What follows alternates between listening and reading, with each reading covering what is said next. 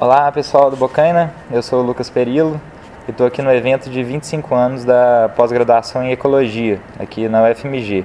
E hoje eu estou entrevistando o professor Brian McCreal, e ele tem uma série de trabalhos e inclusive tem um blog que é muito interessante, que é o Dynamic Ecology.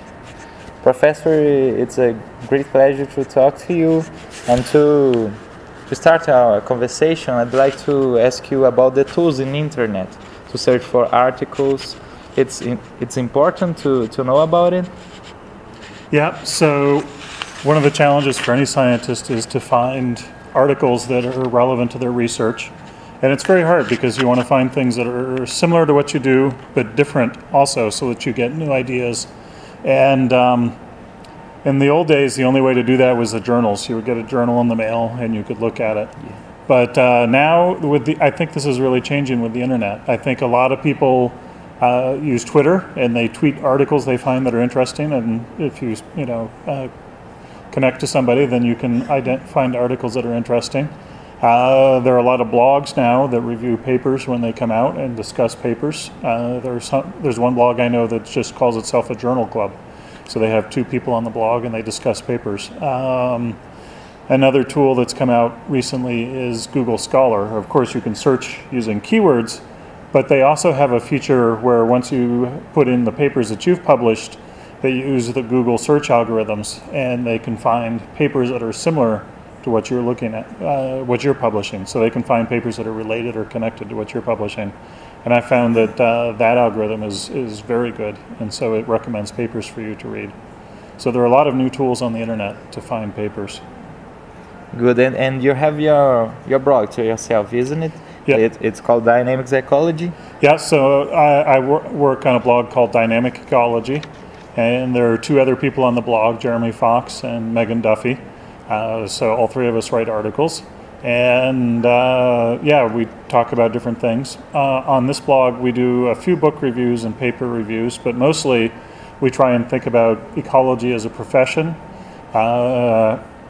advice for graduate students. We think about kind of the deeper issues of ecology, how ecology is working, how ecology maybe isn't working, and how we need to change how we do ecology, philosophical approaches. Things like this are what we usually talk about in dynamic ecology. It's just tap Dynamic Ecology in Google and then you find it? Yeah, if you Google Dynamic Ecology, it's dynamicecology.wordpress.com. Okay, we can write it in. One more question. You tell in your speech about the science following the money. The papers that we have to pay for publish, what's the problem with it? Can you speak a lot? Yeah, so well, the first fact is the cost of journals is increasing much faster than the rate of inflation, and related to that fact is the fact that the profit margins for publishing companies is about 30%, which is the highest margin of any business in the world. Things like Microsoft and Google and pharmacy companies make very good profits, and that's about 15%. Journal companies are making 30% profits, and of course scientists are doing most of the work. They write the papers, they review the papers, and what's left, the typesetting and putting things on a website, does not really cost very much money anymore. So I think there's going to be an issue as these profit margins keep going up and up, whereas at some point scientists are going to try and take the journals back or change how things are done. And maybe because of these things I talked about before, where it's easier to find papers, journal brands won't be so important. But already today, there's an enormous variation between journals in the prices. A lot of people have gotten very caught up in who pays for the journal articles, which is the open access movement. Open access, another way to say it, is author pays everything, right? The libraries don't have to pay anything, the readers don't have to pay anything.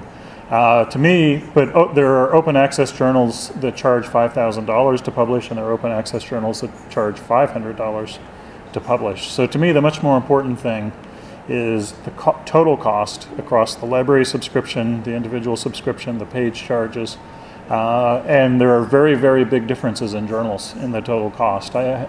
in my blog post, Follow the Money on Dynamic Ecology, I have a link to a spreadsheet where I pulled together a lot of data about the cost of different journals. The society journals that are not-for-profit, like Ecology Letters, are the cheapest. The ones that are run by a society but published by a for-profit company like Wiley-Blackwell, things like the British Ecological Society journals are in the middle, and journals published purely by for-profit companies like Elsevier or Springer are almost 10 times as expensive. So there's a very big variation, and I think we need to be thinking about the cost of these articles and try and find ways to bring down the costs. Rather than worry about who pays for it, I worry about how much do you pay. Sure, we have a lot of good journals in open access, isn't it? Mm-hmm. I have to increase it. And changing the subject you tell about in your speech, either about the failure is our friends to make science progress. Yep. So I'm a big fan of thinking that ecology needs to be more predictive. We need to worry more about predictions and less about whether p less than 0.05. And I think if we want to be useful to society, it's important to make predictions. I also think if we want to be good scientists, it's important to make predictions. Philosopher of science, scientist Emre Lakatos talked about prediction as the hallmark of science, and successful theories make predictions.